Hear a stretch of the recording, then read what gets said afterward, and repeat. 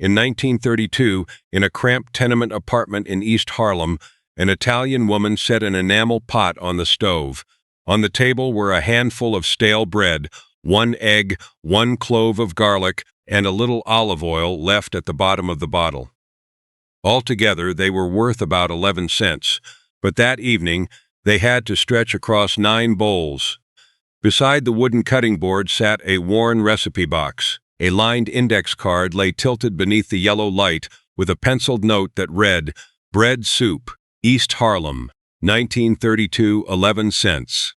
Steam fogged the window pane. The garlic had just been lightly crushed, and its warm, sharp aroma began to spread through the room. These dishes were born from hands that knew how to soak, toast, stir slowly, and save what others threw away. Ahead were a pot of beans, waiting for the children to come home from school, dandelion greens growing beside the railroad tracks, a 5-cent tin of sardines, and a pot of Sunday sauce that had been simmering since morning. A thin stream of oil, 1 clove of garlic, a piece of stale bread, and the kitchen still found a way to feed people. If these memories remind you of an old kitchen, subscribe and stay with us. The first card begins with dish number 25. Bread, olive oil, garlic, and a dinner made from almost nothing. Before the large pots of soup, holiday dishes, and Sunday tomato sauce, many Italian immigrant kitchens began with whatever was left on the table. A piece of stale bread, a clove of garlic, a little olive oil at the bottom of the bottle, and hands accustomed to measuring by sight. When the money was nearly gone, technique spoke through the sound of a knife striking the cutting board, the soft sizzle of oil, and the smell of garlic spreading through the cramped room. Dish number 25. Bread and olive oil. A loaf of bread left for 2 or 3 days still held the scent of dry wheat inside its hardened crumb. When olive oil touched the crust, the old aroma suddenly came alive again. She cut the bread into slices, rubbed garlic over their rough surfaces, poured the oil in a thin stream, and sprinkled on the pinch of salt left in the ceramic jar. In 1933, at an Italian laborers' boarding house in Brooklyn, she calculated under her breath. 5 cents for the loaf, another 2 or 3 cents for the oil, garlic, and salt. 8 cents for tonight. She spoke as she placed each piece on an enamel plate. Olive oil was a small luxury that many families still tried to preserve because a few drops of fat made the meal less dry and carried the flavors of the old country. On the children's fingertips, the oil gleamed beneath the yellow light. There was little oil but no shortage of dignity. Dish number 24. Garlic and oil pasta. In East Harlem, thin slices of garlic fell into a cast iron skillet, crackling like rain against a windowsill. She heated the oil, sautéed the garlic until the edges of the slices turned pale gold, then added the freshly cooked pasta to the skillet. A ladleful of pasta water went in at just the right moment, allowing the oil and starch to cling to every strand. In 1933, a plate of pasta like this usually cost less than 10 cents. She counted 5 cents for the pasta and another 3 or 4 cents for the garlic, olive oil, and dried chili pepper. It was a meal for the end of the pay period, when the meat was already gone from the cupboard, and the cheese was being saved for another day. The smell of garlic still traveled through the kitchen, clung to the curtains, and called the children to the table. Garlic kept the kitchen alive. Dish number 23. Pasta with breadcrumbs. In the home of a Sicilian dockworkers' family in South Brooklyn in 1932, the piece of hard bread beside the old grater still had a job to do. She crushed it into crumbs, heated oil with garlic, then toasted the crumbs until they turned golden and rustled beneath the wooden spoon. The breadcrumbs were mixed into the hot pasta, creating a crisp coating in place of the cheese they could not yet afford to buy. The pasta cost about 5 cents. The garlic and oil added another 2 cents, and the stale bread was nearly free. In Sicily, breadcrumbs had once been called the poor man's cheese. In the immigrant kitchen, They were a technique for reclaiming value from something that seemed to have nothing left to give. Stale bread replaced expensive cheese. Dish number 20. Italian-style recooked bread soup. A handful of hard bread fell into a pot of hot water with the faintest sound.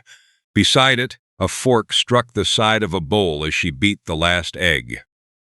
The East Harlem apartment in 1932 fell silent for a few minutes, as though everyone understood how precious that egg was. She tore up the bread, dropped it into boiling water, and stirred until the crumb dissolved into a soft porridge.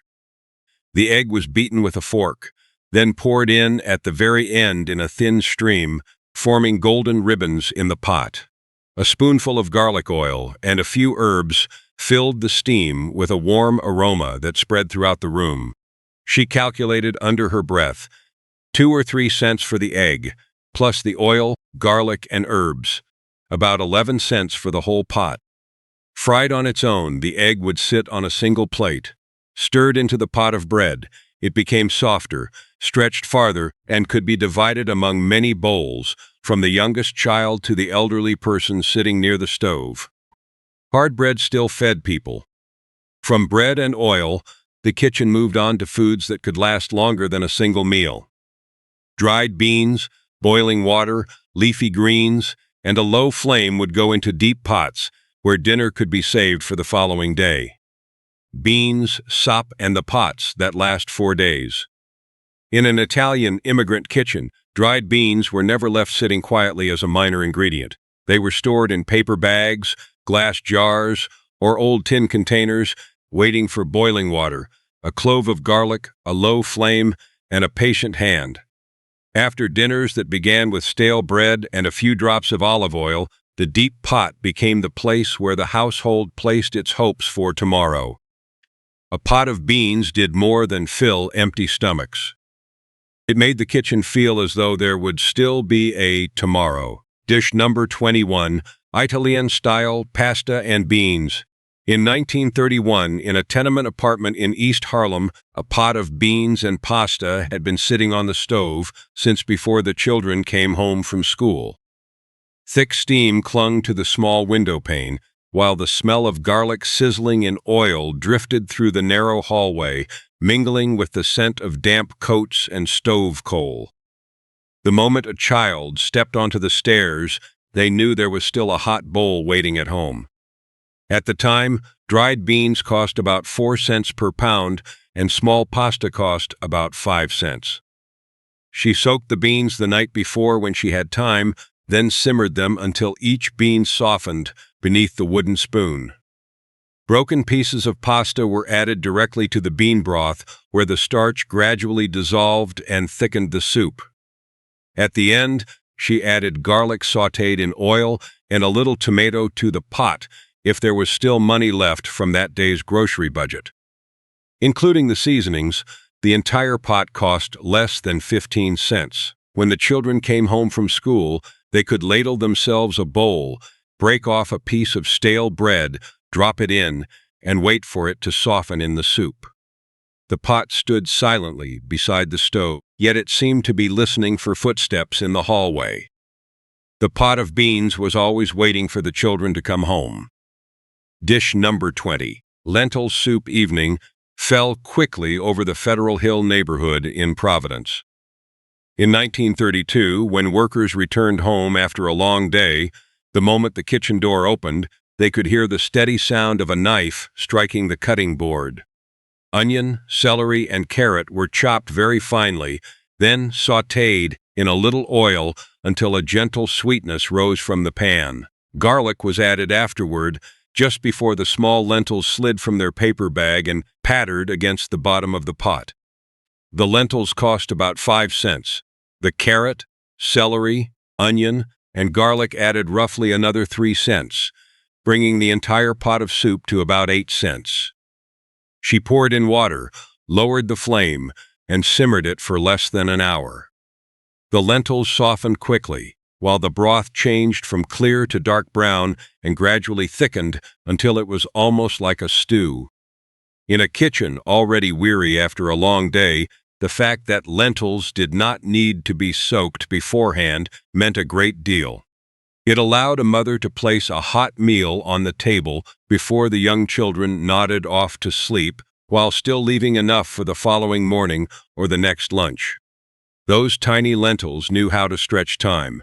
Small beans held together 3 dinners. Dish number 19, escarole and white beans. In 1933, at the Italian market in South Philadelphia, a head of escarole cost only about 2 to 3 cents. She chose one that was still green, brought it home, separated the leaves layer by layer, and washed them several times in an enamel basin. Cold water ran through the white ribs, carrying away the dirt and grit, while leaving a slightly bitter green scent on her fingertips. Olive oil was heated in a cast-iron skillet. The slices of garlic gave a quiet sizzle as soon as they touched the oil, and then the escarole was added, quickly collapsing under the heat. She added cooked white beans, which cost about 4 cents, along with the bean cooking liquid or a little salted water. The garlic and oil added about 2 cents, bringing the total cost of the dish to only about 8 to 9 cents. Before covering the pot, she dropped in a piece of dried cheese rind that had been saved from many days earlier. It gradually softened in the hot liquid, giving its final bit of saltiness to the greens and beans. In that kitchen, anything that still held flavor still had value. Cheese rind, bean broth, and pieces of stale bread each had a job of their own. Anything that still had flavor still had worth, but the food that fed a family was not always bought at the market. Outside the back door, beside the railroad tracks, and on small patches of ground next to the tenement, many dinners were still growing in the form of what other people called weeds, wild greens, backyard gardens, and the things others overlooked. After the pots of beans simmering beside the stove, the story passed through the back door, down the wooden steps, and along the dirt path beside the railroad tracks. There, among leaning fences, small garden plots, and forgotten patches of ground, food was still growing. Some people bent down and saw weeds. Italian mothers looked at the same piece of land and recognized tender leaves, stalks, bitterness, and a dinner waiting to be carried home. Meat moved into the background. Technique, memory, and skilled hands came forward. Dish number 18. Dandelion greens, sautéed with garlic. An old basket sat beside the back door, with damp soil still clinging to the bottom. The dandelion leaves freshly picked near the railroad tracks were dark green, with slightly reddish stems and the sharp, bitter scent of the morning. She sat beside a basin of water, separated the tender leaves, washed them several times to remove the grit, then spread them on a towel to drain. In 1932, in Boston's North End, baskets of greens like these cost almost nothing. As she peeled the garlic, she calculated under her breath, garlic, oil, a little lemon, and bread. 3 or 4 cents will be enough. The olive oil heated in the skillet. As soon as the garlic went in, it released a warm, pungent aroma. She added the greens and tossed them quickly, so the leaves would soften while retaining their color. Then squeezed a little lemon over them if there was still a piece left in the house. The children were sometimes teased by their classmates because their family ate what they called weeds. The mother understood that the bitterness carried strength, iron, calcium, and a meal that did not have to be purchased at the market stall. When the greens were placed beside a slice of stale bread, the smell of garlic made what had once been overlooked feel familiar. Bitterness could nourish people too. Dish number 17. Brie-a-dead fried cardoon stalks. On the wooden table in Wooster Square, the cardoon stalks lay stretched out like silvery green branches. She held a small knife and stripped away each fibrous string with slow, steady movements.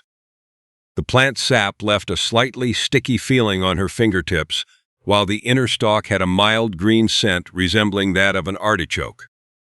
In 1934, cardoon grew in the backyard garden in New Haven, so it was almost free. She said to the grandchild standing beside the stove, The egg is 2 or 3 cents, and the oil and breadcrumbs are another 2 cents. The whole plate costs about 5 cents.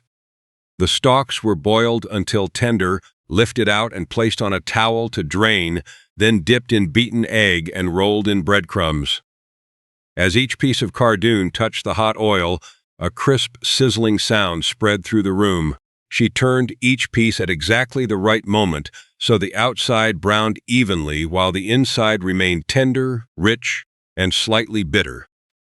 Outsiders might not have known the name of the plant. In the Italian kitchen, the methods of stripping away the fibers, boiling the stalks until tender, and judging the heat of the oil had been passed down from one season to the next. An unfamiliar plant preserved a season. Dish number 16. Zucchini fritters. In August of 1934, the zucchini vines in Cleveland's Little Italy grew faster than the kitchen could use them. Long squash filled the baskets, while broad leaves cast shade over the backyard garden.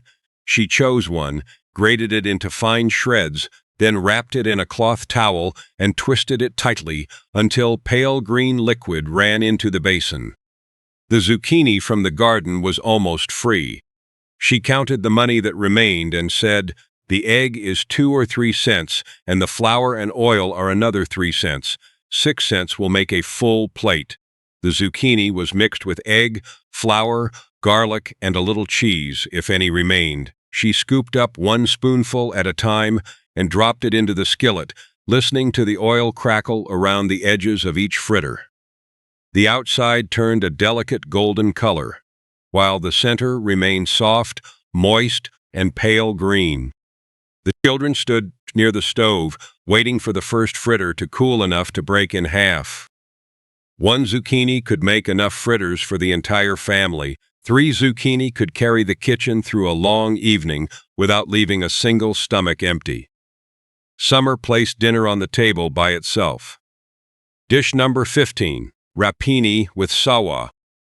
In Pittsburgh's Bloomfield neighborhood in 1934, the smell of garlic, red pepper, and sausage fat often greeted the steelworkers when they returned home. Work clothes were hung near the door, while on the stove a link of sausage was being cut into very thin slices. She fried them slowly so the fat would render out and leave a glossy coating across the bottom of the cast-iron skillet.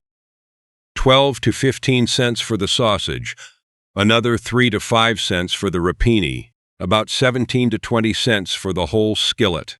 She calculated under her breath before adding the garlic, pepper, and bundle of bitter greens. The rapini gradually wilted beneath the wooden spoon. The meat fat clung to the leaves, softening their bitterness and carrying the aroma farther than the actual amount of sausage in the skillet. The skill lay in the proportion. A small amount of meat was used to flavor a large quantity of greens, enough to make the workers feel that dinner had more substance. The small link of sausage went farther than its appearance suggested. A little fat turned greens into a meal. When the backyard garden began to thin out, the kitchen returned to an ingredient that was smaller but more precious. 1 egg could bind leftovers together, give broth more body, and turn a cold evening into a meal. How 1 each could turn water into dinner. After baskets of wild greens, unfamiliar stalks, and zucchini picked from the backyard garden, the kitchen returned to an even smaller ingredient. On some days, 1 egg could not sit by itself on a plate. It had to go into broth, bread, potatoes, and whatever food remained from the night before. In her hands, the egg held water, vegetables, bread, and leftovers together. There was not much of it, but placed in the right spot, it could change the entire pot. Dish number 14. Italy drop soup. The broth simmered gently in a small pot. The steam carried the scent of bones, vegetables, and a piece of cheese rind that had been simmered until nearly all its flavor was gone. The kitchen in Newark's First Ward in 1932 grew quiet as she lifted the bowl. Inside was 1 egg, freshly beaten with a fork, pale yellow and slightly thick. She stirred in a little cheese, if there was any left in the house, kept the broth at the gentlest simmer, and poured in the egg in a thin stream. With her other hand, she moved the spoon steadily, drawing the egg into soft ribbons that curled through the broth. Pour it too quickly, and the egg would clump together. Stir too hard, and the golden strands would disappear. When there was only one egg, the rhythm of the hand mattered more than the amount. She looked into the pot and said, "The egg costs 2 or 3 cents. The broth another 2 cents, and 5 cents is enough for tonight."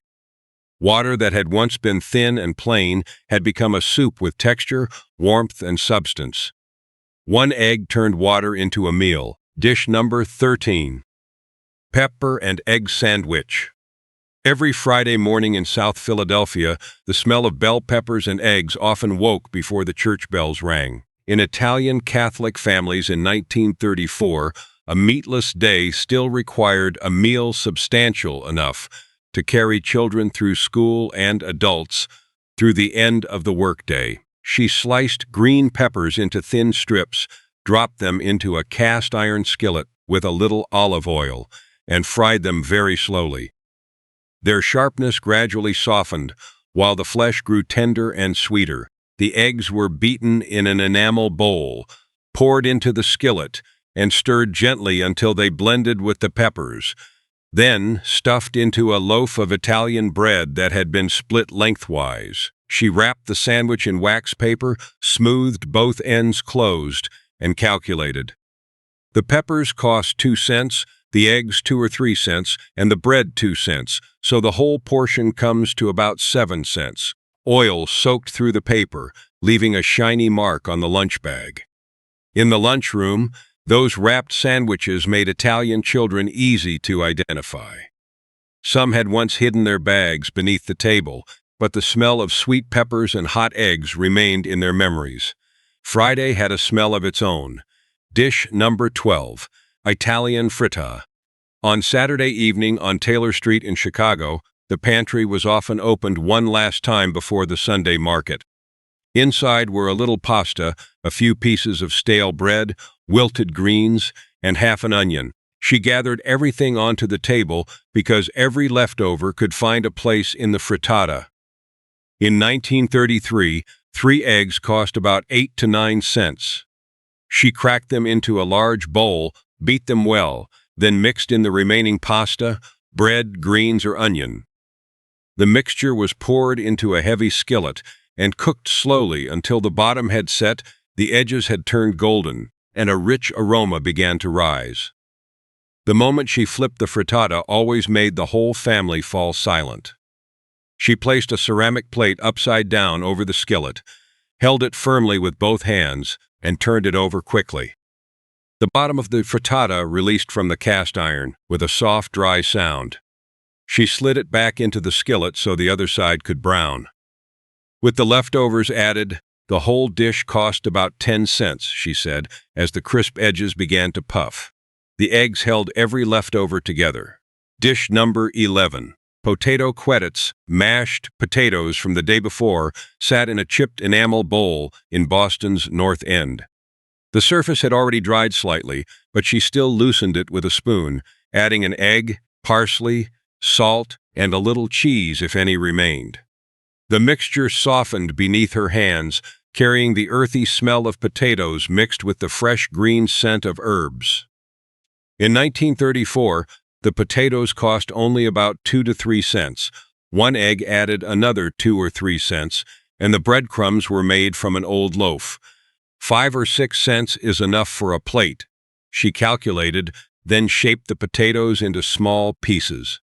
Each one was rolled in breadcrumbs and lowered into hot oil. The oil crackled around the coating as the outside gradually turned deep golden brown. If there was a small piece of cheese left, she hid it in the center before sealing the potato around it. The children stood near the table, waiting for a croquette to be broken in half so they could watch the hot, soft filling stretch into strands. Yesterday's potatoes returned to the dinner table in a new form, crisp on the outside and soft and gentle within. Yesterday's potatoes wore a golden coat. Then there were also days when eggs became too precious to appear at all. The kitchen had to turn to cornmeal, potatoes, flour, and broken pieces of pasta. To an outsider, it was starch placed beside starch. To her, it was how a bowl remained filling for many hours. Starch upon starch, but never without meaning. After the last egg, the kitchen returned once again to things that were cheaper and more enduring. Cornmeal, potatoes, broken pasta, and flour sat side by side on the table, carrying the plain appearance of ingredients rarely mentioned in elegant meals. For a family that had to count every penny, they could prolong the feeling of fullness, thicken what was in the bowl, and help a laborer remain on his feet through long hours. Starch layered upon starch might sound like poverty, but in that kitchen, every layer had its own purpose. Dish number 10, Italian-style cornmeal porridge. In 1932, in the Italian neighborhood along Taylor Street in Chicago, a pot of yellow cornmeal porridge bubbled in small, rhythmic bursts. Drops of the thick porridge splattered against the sides of the pot, while the wooden spoon moved constantly in her hand. A single distracted moment was enough for the cornmeal to sink to the bottom, form lumps, or burn into a bitter layer. She sprinkled the cornmeal very slowly into the boiling water, stirring as she poured so every tiny grain would blend evenly. The flame was lowered. 30, then 40 minutes passed to the soft scraping sound of the wooden spoon against the bottom of the pot. She looked at the remaining bag of cornmeal and said, "About 3 cents for 1 pound, plus the salt and a little oil. Only 4 or 5 cents for the whole pot." The soft porridge was spooned out for dinner and topped with a thin stream of oil or a few spoonfuls of leftover tomato sauce. The remainder was poured onto a wooden board, spread into a thick layer, and left to cool overnight. The next morning, she cut it into slices, placed them in a skillet, and fried them until both sides turned golden. From the same pot of cornmeal, it was soft and warm tonight, then crisp around the edges the next morning. Cornmeal knew how to become 2 meals. Dish number 9, pasta with potatoes. In an apartment in Newark's First Ward in 1933, potatoes were cut into small cubes and dropped with soft thuds into a pot containing broken pieces of pasta. The steam carried the smell of softened starch, and then garlic sautéed in oil was poured in, sending its aroma through the room as though the kitchen were preparing a more substantial dish than the ingredients on the table suggested.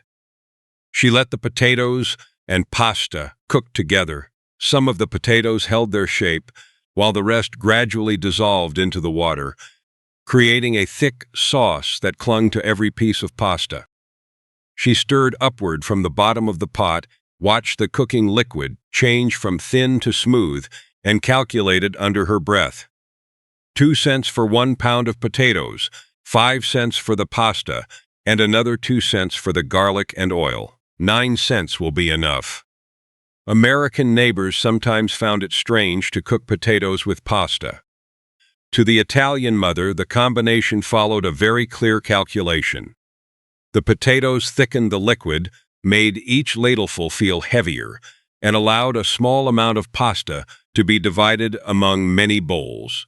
The flavor of garlic brought the ingredients together, while the dissolved potatoes held the heat longer. Starch filled the bowl.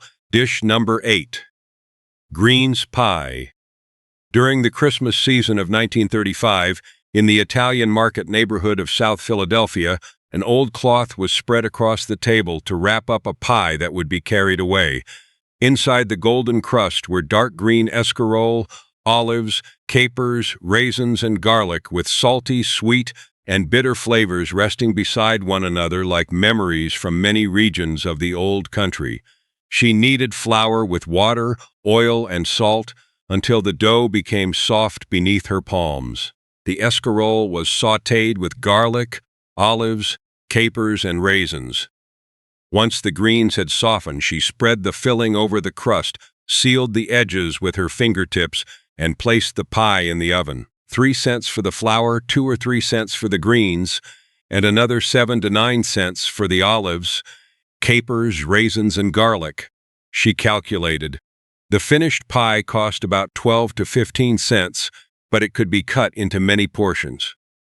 The adults carried a piece to the job site, while the children wrapped a slice in cloth to take to school. The remainder was eaten cold the next morning, after the salty, sweet, and bitter flavors had soaked deeply into the crust. The pie made the greens easy to carry, easy to divide, and sturdy enough to remain in a pocket for hours. The crust held both the greens and the people together. But then there were days when a meal needed to provide more than the feeling of fullness. It needed a pot placed at the center of the table, a dish prepared slowly, and a ritual that allowed the household to believe that hardship could still make room for a holiday. Poor holiday dishes that still kept family rituals alive. After meals built from cornmeal, potatoes, and bread crusts, the kitchen moved into a different rhythm. On certain days, food had to do more than fill an empty stomach.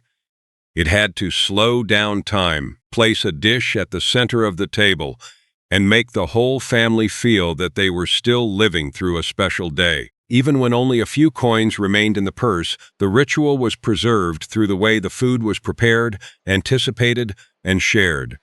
Dish number 7. Stuffed artichoke. In the spring of 1935, in North Beach, San Francisco, she placed an artichoke on the table and gently pulled open each layer of leaves with her fingertips. Breadcrumbs were mixed with garlic, parsley, olive oil, and a little cheese, if any had been saved in the house. She pressed the mixture into every small opening, moving slowly as though each leaf had its own portion. 10 cents for the artichoke, and another 3 cents for the breadcrumbs, garlic, herbs, and oil. She calculated, then stood the artichoke upright in a shallow pot. The steam gradually softened the leaves, carrying the smell of garlic and oil throughout the room. When the dish was placed in the center of the table, each person pulled off a leaf, scraped the filling away with their teeth, and then waited for the next layer. Only at the end did they reach the soft, rich artichoke heart hidden deep inside. A single spring flower made dinner last longer than the actual amount of food on the table. When portions were small, time itself became part of the meal. Slowness could also satisfy hunger. Dish number 6. Cardoon sop and broth. During the holiday season at the end of 1935 in Pittsburgh's Bloomfield neighborhood, the smell of bone broth rose from the kitchen of an Italian steelworker's family.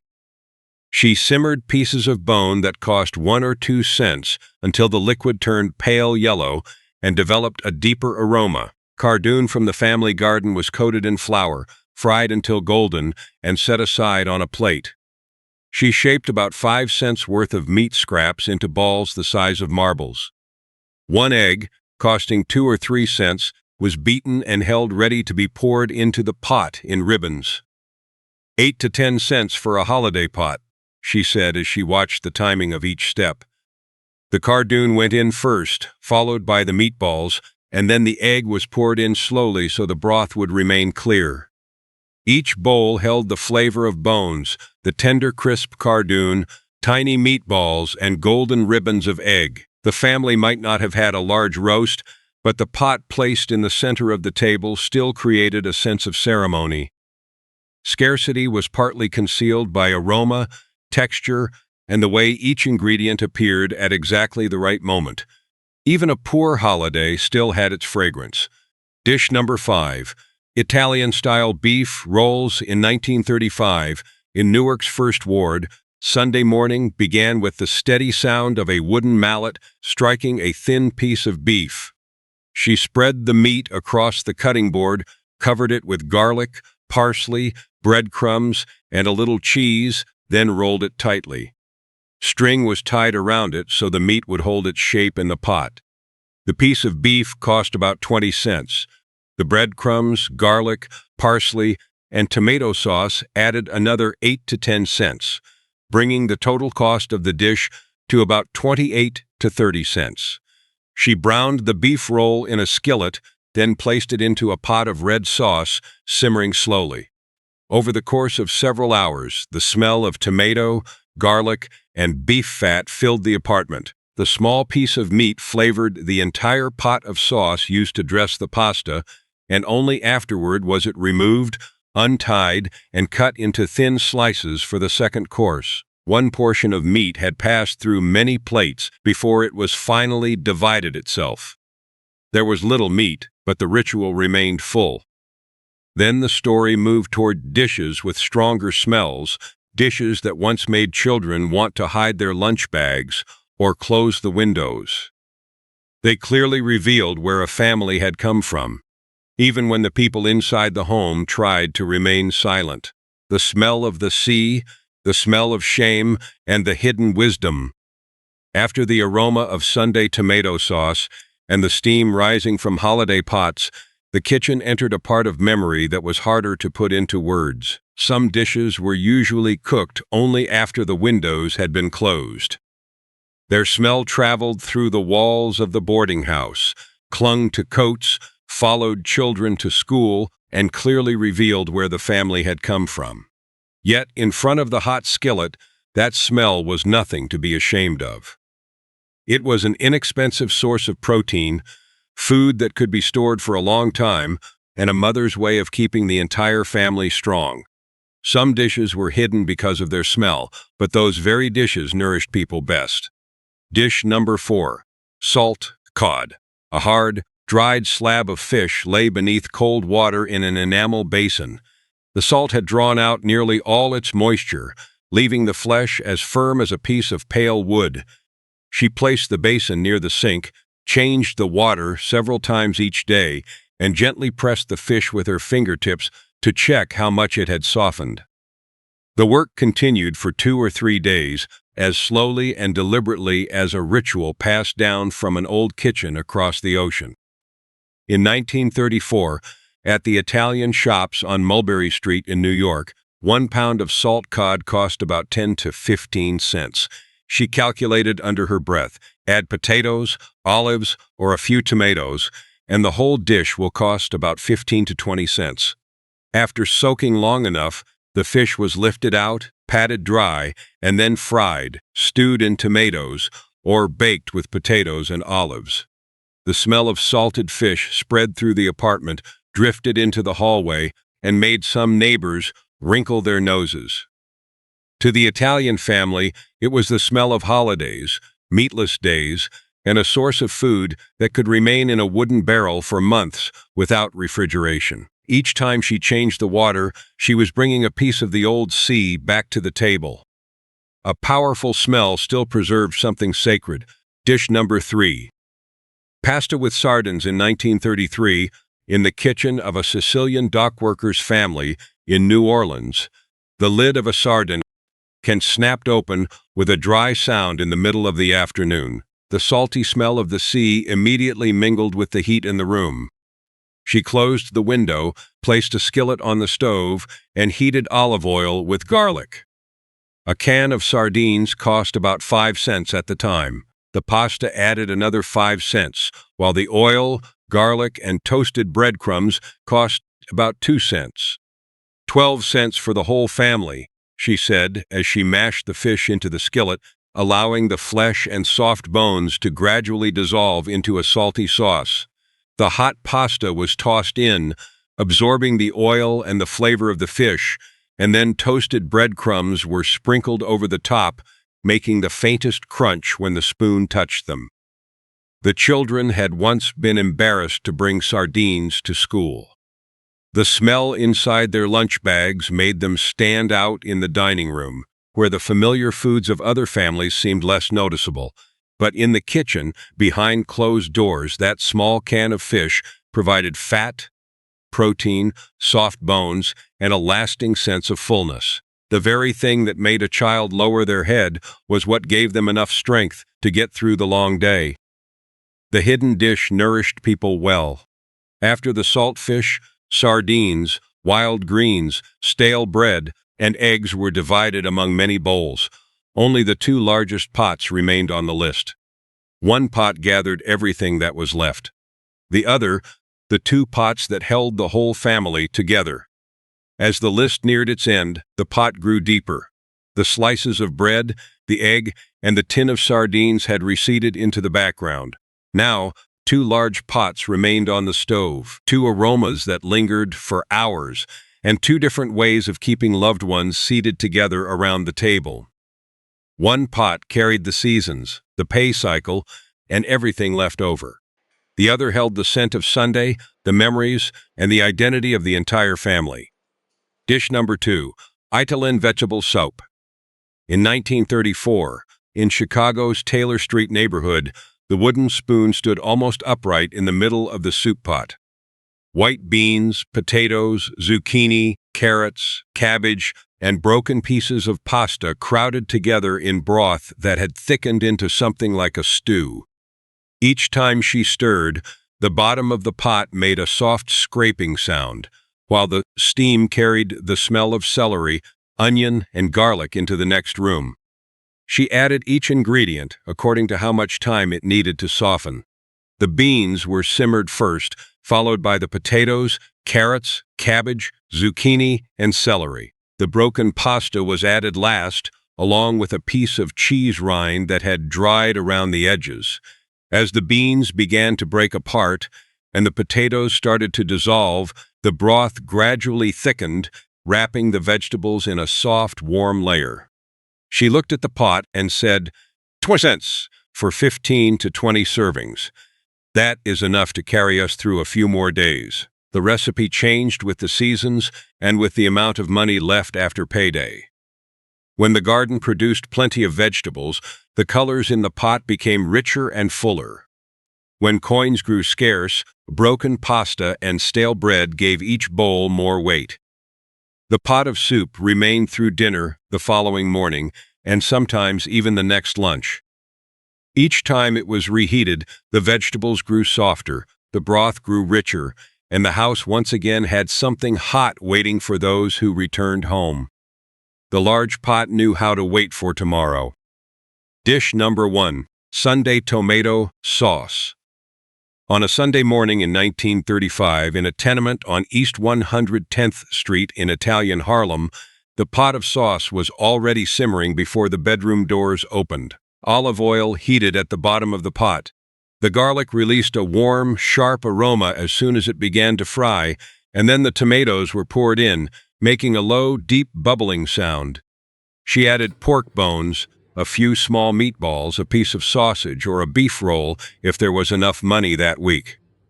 The tomatoes and pasta cost about 15 cents, the bones or meat another 10 to 15 cents, and the garlic, basil, and oil another 5 cents, she calculated.